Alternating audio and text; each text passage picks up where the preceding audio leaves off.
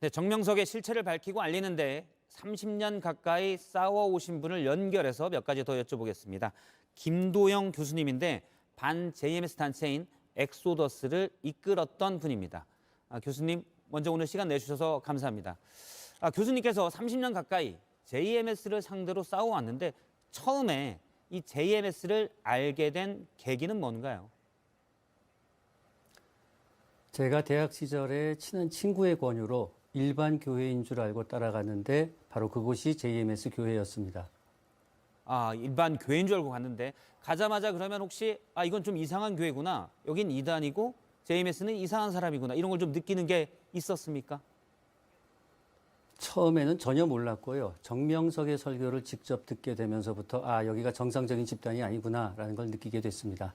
예, 구체적으로 어떤 부분이었죠? 정명석의 아주 무식한 말투, 쌍스러운 설교, 아주 교만의 극치를 보이는 그런 행태를 보고 저건 정상적인 목사가 할 수 있는 짓이 아니다라는 생각을 하게 됐습니다. 알겠습니다. 먼저 오늘 앞서 리포트에서도 나왔었는데요. 정명석이 지금 재판을 받고 있는데 성폭행으로 변호인들이 신도들에게 거짓 진술을 강요하고 있다. 이 얘기입니다. 이 변호인들은 JMS로부터 돈을 받고 변호사니까요. 돈을 받고 그렇게 거짓 진술을 강요했는지 아니면 이 변호인들 중에도 신도가 있습니까? 지금 정명석의 변호인은 모두 14명입니다. 예. 그중에는 대한민국 최대 로펌 중에 하나인 법무법인 광장이 강력하게 무죄 주장을 하고 있고 일부 변호인은 JMS 신도이기도 합니다. 그 변호인들이 피해자들을 정명석한테 미리 데리고 가서 만나게 한 후에 거짓 진술을 지시받고 그 여인들을 다시 거짓 진술을 하게 만드는데 모범답안까지 제시한 걸로 알려져 있습니다. 왜 그런 짓을 하는지는 그 변호인들이 직접 밝혀주시기를 저도 바라고요. 특히 정명석을 만나러 갈 때 CCTV를 꺼라라는 지시까지 했다고 하는데 왜 변호인들은 CCTV를 끄라는 말까지 했는지 한번 공개적으로 밝혀주시길 제가 부탁을 드리고 싶습니다. 예. 일단 사실은 OTT에서 이 정명석 관련한 다큐가 나와서 관심이 커졌는데요. 방송에서는 전할 수 없지만 일부 왜냐하면 선을 넘은 말들이 너무 많아서요. 근데 일부 표현들을 보면 명백한 성폭행으로 보이는 부분들이 많거든요. 광장에서는 왜 어떻게 무죄라고 주장하고 있는 건가요? 그 사람들은 정명석이 재림예수라고 교육시키지도 않았다라고 주장을 하고 피해자들이 한거 불능의 상태도 아니었고 성관계 자체도 없었다 이렇게 주장을 하고 있습니다. 앞서 이제 변호인 중에 신도도 있다고 했는데요.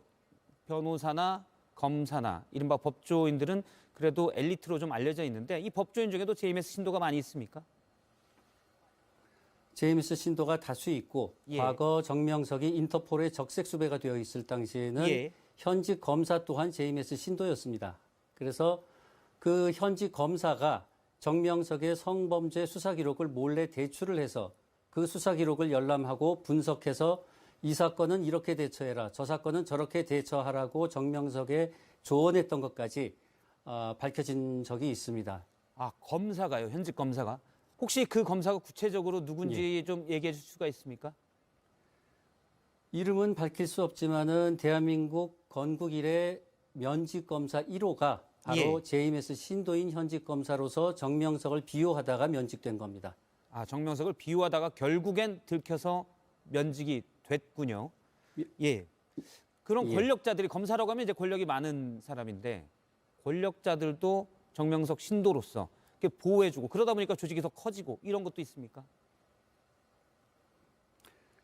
권력자뿐만 아니고 1999년 당시에 처음 수사기관에 정명석 성범죄 수사가 시작되었을 때 정명석과 성관계를 가진 것으로 지목된 여신도가 한 명 있었습니다.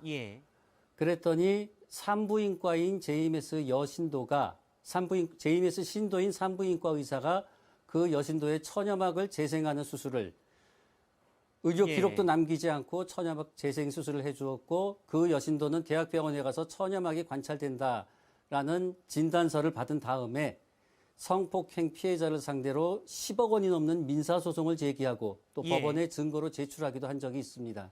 어떻게 보면 사회에서 힘을 가진 사람들이 도와줘서 피해자들이 진실을 더 밝힐 수 없도록 하는 그런 부분들이 있었군요. 있었고 그런데 증거를 조작하기도 했었습니다. 증거도 조작하고요. 사실 방송에서는 차마 전하지 못할 수준의 성폭행이 많이 있었던 것으로 알려졌습니다.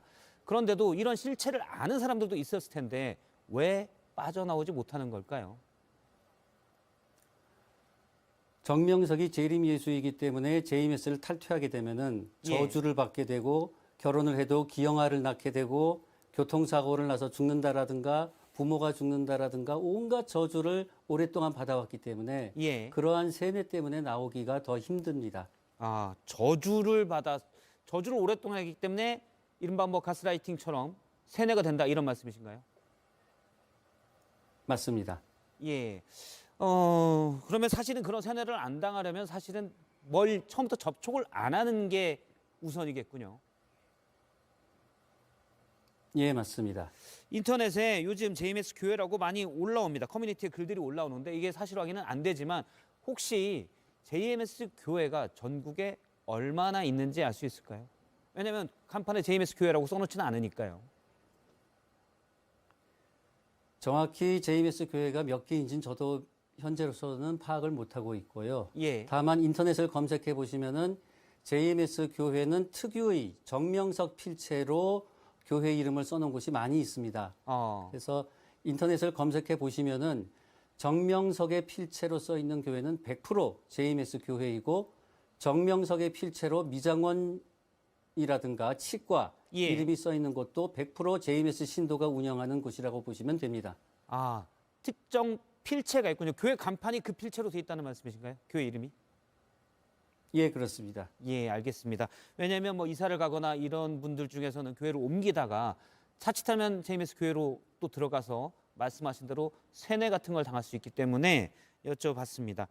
예, JMS 실체를 알리는데 오랫동안 고생해 왔습니다. 혹시 협박 같은 것도 받으셨습니까?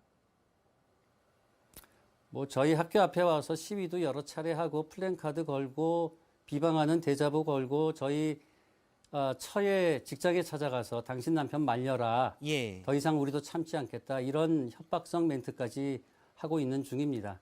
알겠습니다. 네, 오늘 인터뷰는 여기까지 듣고요. 그런 협박 속에서도 진실을 밝히기 위해 많이 노력해 주셨습니다. 김도영 교수님이었습니다. 말씀 고맙습니다.